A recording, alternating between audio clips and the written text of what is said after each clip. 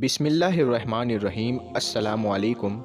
اللہ تعالیٰ نے اس کائنات میں جتنے بھی جاندار پیدا کیے ہیں ان کے پیدا کرنے کے پیچھے اللہ تعالیٰ نے کوئی نہ کوئی حکمت ضرور رکھی ہے، جن کے بارے میں نہ ہی انسان نے کبھی سوچا ہے اور نہ ہی کبھی انسان نے اس پر غور و فکر کیا ہے۔ اللہ تعالیٰ نے اس خوبصورت دنیا میں جہاں انسانوں کو پیدا کیا ہے، وہی چرند پرند اور جانوروں کو بھی پیدا کیا ہے، جس سے اس دنیا کی رونق وابستہ ہے۔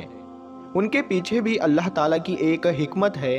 اگر ہم غور کریں تو اس دنیا میں کوئی بھی چیز ایسی موجود نہیں ہے جس کے بارے میں ہماری رہنمائی نہ ہوتی ہو یا جس کا کوئی فائدہ نہ ہو۔ اللہ تعالیٰ نے انسانوں کو بھی منع فرمایا ہے کہ وہ ایسی چیزیں نہ کرے جس کے اندر کوئی فائدہ موجود نہ ہو۔ اللہ تعالیٰ نے اس دنیا میں جتنے بھی مخلوقات بنائی ہے ان کا یقینی طور پر کوئی نہ کوئی مقصد ضرور ہے۔ آج کی اس ویڈیو میں ہم اللہ کی ایک ایسی مخلوق کے بارے میں بات کرنے جا رہے ہیں جو ہم سب کو بہت ہی پسند ہے، ہمارے گھروں میں پالتو جانور کے طور پر بھی رکھی جاتی ہے، جس کا نام بلی ہے۔ ہم میں سے کوئی بھی لوگ یہ نہیں جانتے کہ بلی آخر اللہ تعالیٰ نے کیوں اور کیسے پیدا کی اور کن حالات میں اللہ تعالیٰ نے بلی کو پیدا کیا، وہ آج کی اس ویڈیو میں ہم آپ کو بتانے جا رہے ہیں۔ لیکن یہ جاننے کے لیے ویڈیو کو آخر تک ضرور دیکھیے گا، اور اگر آپ نے ابھی تک ہمارے چینل کو سبسکرائب نہیں کیا ہے تو چینل کو سبسکرائب کر کے بیل آئیکن پر ضرور دبائیں تاکہ ہماری نئی آنے والی ویڈیوز کی نوٹیفیکیشن آپ کو ملتی رہے۔ پیارے دوستو، ہم سب جانتے ہیں کہ حضرت نوح علیہ السلام نے جب ایک کشتی بنائی اور اس زمین سے جو سیلاب کی صورتحال پیدا ہوئی تو وہ مخلوقات جو اس کشتی میں موجود تھی وہی آگے چلی۔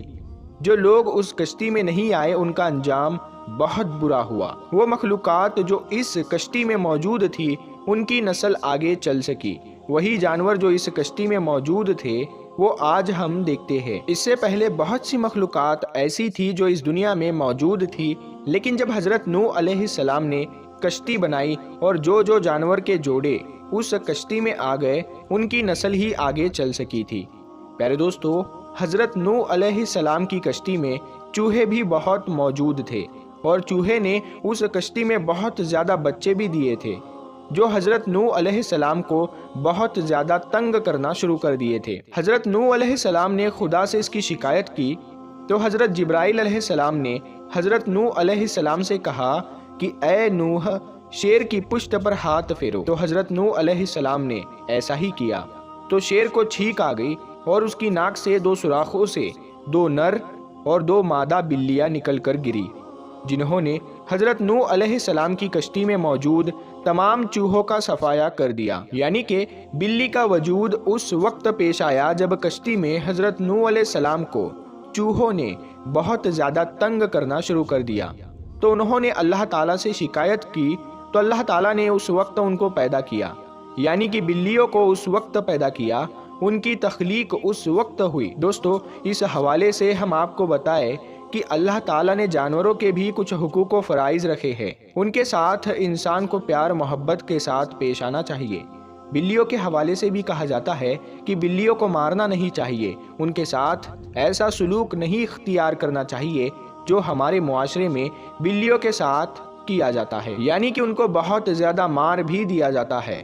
جب وہ ہمارے پاس سے گزرتی ہے تو ان کے ساتھ بہت برا رویہ اختیار کیا جاتا ہے، تو ایسا بالکل نہیں کرنا چاہیے۔ حقیقت میں یہ جانور ہماری ضروریات کی تکمیل میں ہم انسانوں کے لیے لازم اور ملزم ہیں۔ اسی لیے اسلام میں جس طرح انسانوں کے ساتھ حسن سلوک کرنا ثواب کا کام ہے، اسی طرح اللہ تعالیٰ نے زمین، آسمان اور ساری چیزوں کو عظیم مقصد اور بندگی کے لیے پیدا فرمایا ہے، اور انسان کے فائدے کے لیے دنیا اور اس کی ساری چیزوں کو پیدا کیا ہے، اور دنیا کی طرح طرح کی ساری چیزوں کو پیدا کیا ہے۔ دنیا کی طرح طرح کی مخلوقات کو خوب بنایا ہے اور سنوارا ہے۔ قسم قسم کے حیوانات، چرند پرند بھی اللہ تعالیٰ نے ہی پیدا فرمائے ہیں۔ یہ حیوانات انسانوں کے لیے بہت ہی کارآمد ہے۔ ان سب سے ہم انسانوں کی بہت سی ضروریات پوری ہوتی ہے۔ کچھ جانوروں سے گرم لباس اور کچھ سے کپڑے، کمبل، شال، ٹوپی اور جوتے، چپل وغیرہ اور طرح طرح کی چیزیں بنائی جاتی ہے، جبکہ کچھ جانور کھیتی، سواری اور بار برداری کے کام آتے ہیں۔ کچھ سے دودھ، دہی، مکھن، گھی، پنیر، گوشت اور بہت سی مفید چیزیں نصیب ہوتی ہے۔ در حقیقت دنیا میں موجود بہت سے جانوروں میں ہم انسانوں کے لیے فائدہ ہی فائدہ ہے اور ہمیں ان سے آرام ہی آرام ملتا ہے۔ کتاب ہدایت یعنی قرآن مجید کی کئی صورتوں میں اللہ تعالیٰ جانوروں کے بارے میں ارشاد فرماتا ہے کہ آیت میں جانوروں سے وابستہ ہے، اور ان ساری حقیقتوں کو پوری وضاحت کے ساتھ اللہ تعالیٰ نے بیان بھی فرمایا ہے۔ ارشاد الہی ہے کہ اور چوپائے جانوروں میں اللہ تعالیٰ ہی نے پیدا فرمایا ہے، ان سے تمہارے لیے گرم لباس بھی ہے اور فائدے بھی ہے، اور ان میں سے تم کھاتے بھی ہو، ان کی وجہ سے تمہاری شان بھی ہے اور وہ تمہارے بوجھ بھی اٹھاتے ہیں، اور گھوڑے، کھچر اور گدھے کو تاکہ تم ان پر سوار ہو۔ یہ جانور باعث زینت بھی ہے، اور اسی طرح اللہ تعالیٰ نے ان جانوروں کو ہمارے لیے بنا دیا اور ہمیں ان پر پورا قبضہ عطا فرمایا ہے، ان کو ہمارے تابع فرمان کر دیا ہے۔